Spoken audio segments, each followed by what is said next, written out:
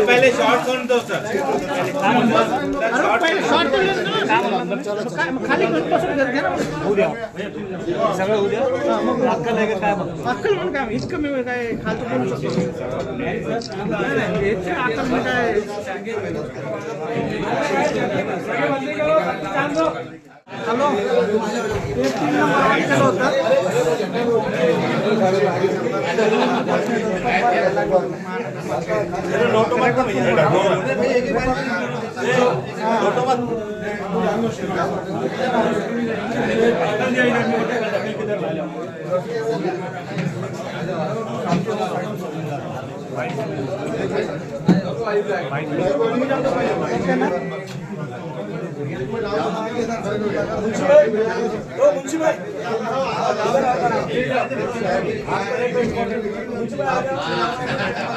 काय करते खूप मजा आहे ना जाऊ दे रेकॉर्ड काय सांगणार तुम्ही चार्ज घेतलाय तुमचे प्रदेशाध्यक्ष देखील तुमच्या सोबत आलेले आहेत। सबसे पहले तो मैं हमारे बैरिस्टर असदुद्दीन ओवैसी साहब का शुक्रगुजार हूँ, अकबरुद्दीन ओवैसी साहब का शुक्रगुजार हूँ और साथ में मेरे सियासी कायद, मेरे नेता, मेरे हमदर्द, मेरे दोस्त इम्तियाज जलील साहब का मैं शुक्रगुजार हूँ कि उन्होंने मुझे विरोधी पक्ष नेता की चेयर के ऊपर बिठाया, मुझे इस काबिल समझा कि मैं विरोधी पक्ष नेता का कारभार संभाल सकूँ। तो मैं कोशिश करूंगा कि मैं इम्तियाज जलील साहब के इस भरोसे के ऊपर उतर सकूँ, शहर के लिए अच्छा काम कर सकूँ। यही नियत से हम लोग इंशाल्लाह आज से काम शुरुआत करेंगे। सगळ्यात महत्त्वाचे कोणते 5 मुद्दे तुमच्या समोर असणार आहेत?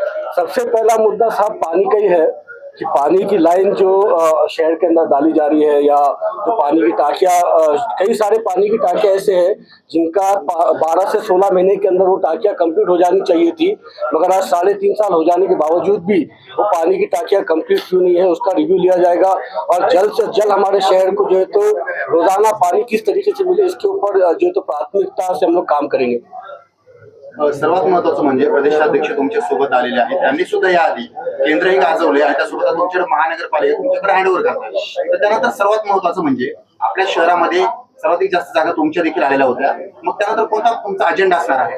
एजेंडा सर देखिए कई सारे हमारे जो तो म्यूनसिपल कॉर्पोरेशन के स्कूल्स हैं जिनकी हालत हम बेहतर कर सकते हैं, वहाँ पे CBSE पैटर्न के तहत हमारे बच्चों को हम एजुकेशन दे सकते हैं।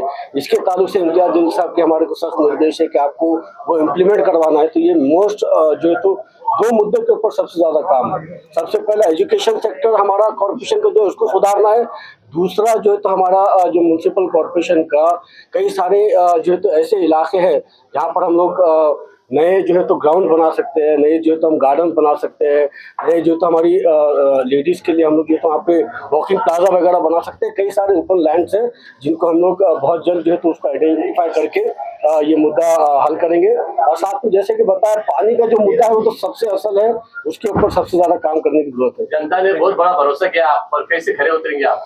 भाई जनता ने हम पे भरोसा किया है, 2014 से कर रहे हैं। इम्तियाज जलील साहब को जनता ने इम्तियाज जलील साहब की क़यादत को माना है, इसीलिए आज हम इस चेयर के ऊपर बैठे हुए हैं। तो इम्तियाज जलील साहब की जो ख्वाब है, इम्तियाज जलील साहब की जो कोशिश है, उसको सेकंड फेज पे हम लेके जाएंगे और कोशिश करेंगे कि उन कामों को जल्द से जल्द पूरा किया जाए। पलीकडच्या बिल्डिंग मध्ये सुद्धा समीर आहे, या बिल्डिंग मध्ये सुद्धा समीर आहे, लोकांचा ताळमेळ कसा राहणार?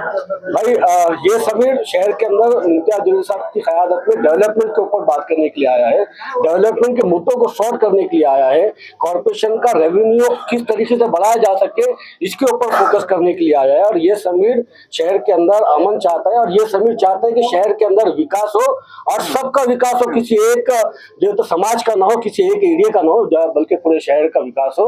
और ये समीर उस विकास के लिए प्रतिबद्ध है और इंशाल्लाह उसके ऊपर काम करेंगे। और दूसरा समीर भी यही सोच रखकर काम करा तो बेहतर है, नहीं करेंगे तो फिर।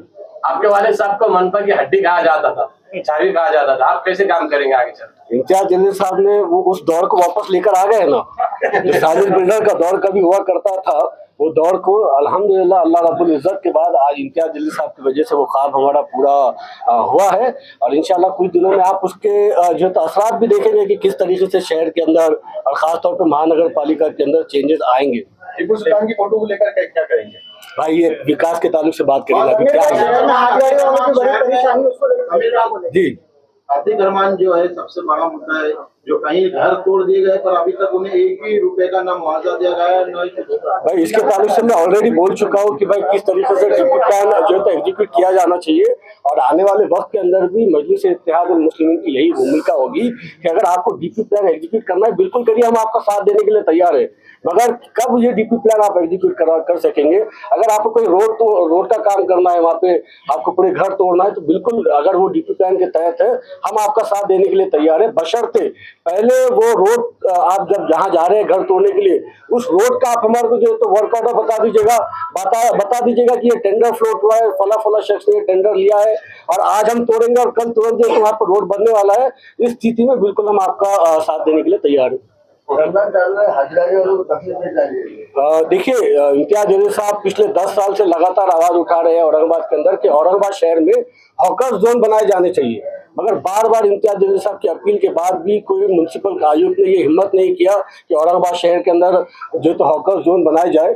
इंशाल्लाह हमारी ये कोशिश होगी आने वाले वक्त के अंदर कि औरंगाबाद शहर के अंदर हॉकर जोन बनाया जाए, और हॉकर जोन बनाने के बाद में ही इन जो है तो हाथ गाड़ी वालों को जो रोजगार कर रहे हैं उनको हटाया जाए। पानी, कचरा, हेल्थ सेक्टर, बर्थ सर्टिफिकेट, इसके बारे में आप क्या? भाई पानी के ताल्लुक से मैं आपको बता चुका कि वो हमारी प्रायोरिटी है। कचरे के ताल्लुक से भी हम ये कोशिश कर रहे हैं कि भाई उसके ताल्लुक से अवेयरनेस हमारे ओल्ड सिटी के अंदर लेके आया जा सके। इसके अलावा जो है बर्थ सर्टिफिकेट का जो इशू है, डेथ सर्टिफिकेट का जो इशू है, देखिए मैं पहले भी ये कह चुका हूँ कि एक जो है तो बेवकूफ़ आदमी, एक जिसके वायरल वीडियो जो है तो पूरे मुल्क के अंदर पूरी दुनिया के अंदर पहले ऐसा गलीज हमारा म्युनिसिपल कॉर्पोरेशन के अंदर आता है और अधिकारियों को डांट डपट करके ये कहता है कि ये आपकी गलती की वजह से ये फला जो है तो बर्थ सर्टिफिकेट्स ऐसे इशू हुए हैं। तो मेरा म्युनिसिपल कॉर्पोरेशन के एडमिनिस्ट्रेशन से ये कहना है कि कोई एक शख्स आके आपकी काबिलियत के ऊपर आवाज उठाता है, आपको ये बताते हैं कि नहीं आप गलत है और मैं सही हूँ, तो आपको जो है तो खुद की जो है तो सेल्फ रिस्पेक्ट को खड़ा करने की जरूरत है और ऐसे किसी शख्स के ऊपर यकीन ना करते हुए जो कानूनी तौर पर सही है वो करने की जरूरत है।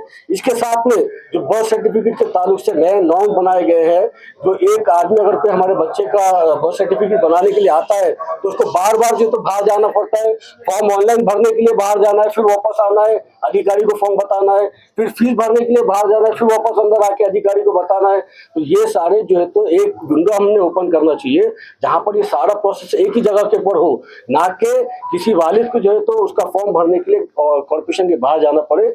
मैं ये मांग करूंगा आयुक्त साहब से भी और महापौर साहब से भी, और हमारी ये मांग है कि एक वन विंडो कॉर्पोरेशन के ऊपर होनी चाहिए जहां पर बर्थ सर्टिफिकेट आप ऑनलाइन भर के भी दे, उनका चालान भी काटे और उनको जो है तो सुविधा जो है तो आप दे कि वो उनका यहाँ पर पूरा काम हो जाए। में अधिकारियों और कर्मचारियों में लेन देन के बगैर कुछ नहीं होता।